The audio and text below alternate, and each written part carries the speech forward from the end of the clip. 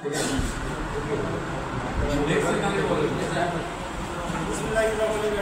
আলাইকুম। আপনারা সবাই ভালো আছেন? আমি আমার নাম হচ্ছে মোহাম্মদ শাহাদাত হোসেন, অনেকে আমাকে চিনেন। আজকে এখানে আমার আসার উদ্দেশ্য হচ্ছে বাংলাদেশ জাতীয়তাবাদী দল বিএনপির স্বেচ্ছাসেবক দল অর্থাৎ অঙ্গ সহযোগী সংগঠন। আসলে স্বেচ্ছাসেবক ভাই যেটা বললো যে আমাদেরকে স্বেচ্ছায় শ্রম দেওয়ার মন মানসিকতা থাকতে হবে।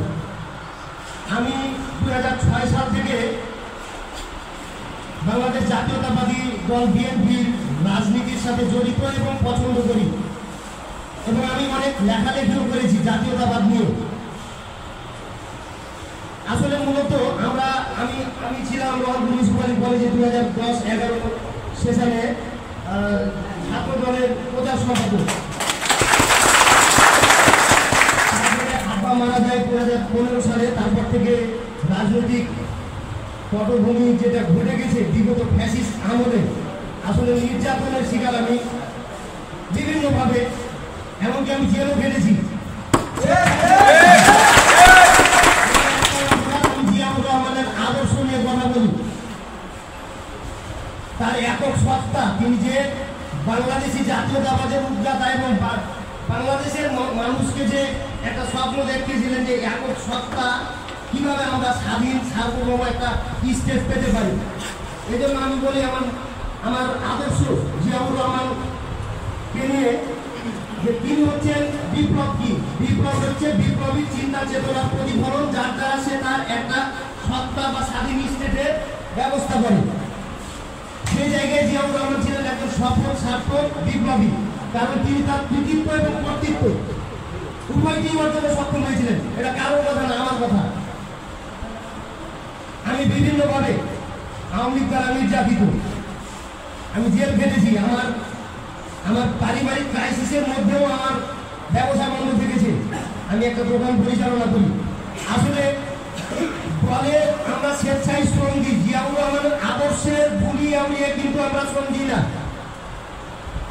আমরা যারা জিয়াউর রহমানের আদর্শ নিয়ে কথা বলি শুধু স্টেজে টেবিলে, মাইন্ড করবেন না আমার কথা, আমি কিন্তু জিয়াউর রহমানের আদর্শের প্রতিফলন এবং বাস্তবায়ন ঘটানোর জন্যই এই যে কথা বলার এটা উদ্দেশ্যে এখানে আসছি। আসলে জিয়াউর রহমান কে এবং কি ছিলেন এটা আমরা অনেকে জানি না, শুধু আদর্শ নিয়ে কথা বলে রাজনীতি করছি, কিন্তু আদর্শ প্রতিষ্ঠা করছি না।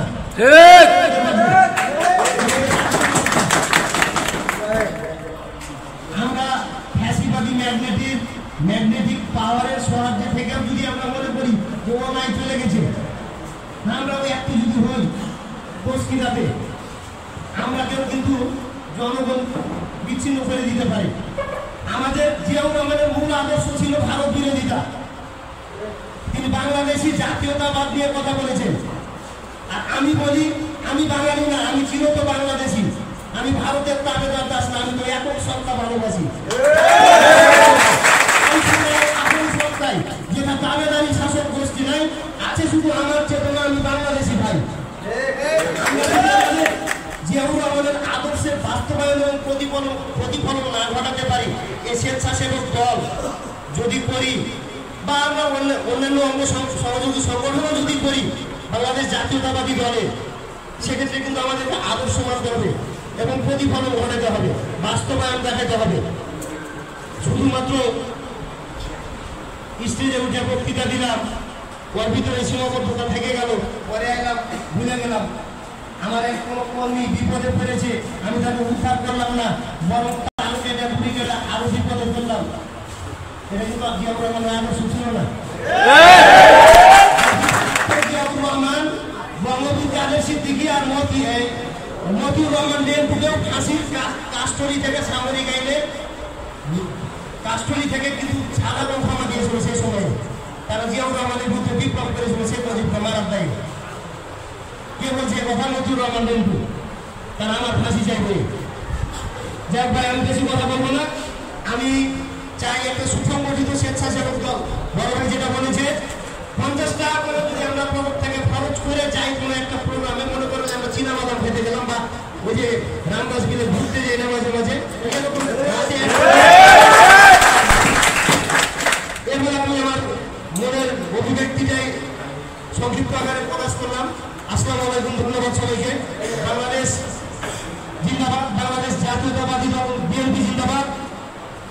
আমাদের স্বেচ্ছাসেবক দল অমর সুসংগঠিত এবং খালেদা জিয়া জিন্দাবাদ, তারেক রহমান জিন্দাবাদ এবং সর্বশেষ আমার আদর্শ এবং প্রতিফলন জিয়াউর রহমান অমর। আসসালামু আলাইকুম। ধন্যবাদ।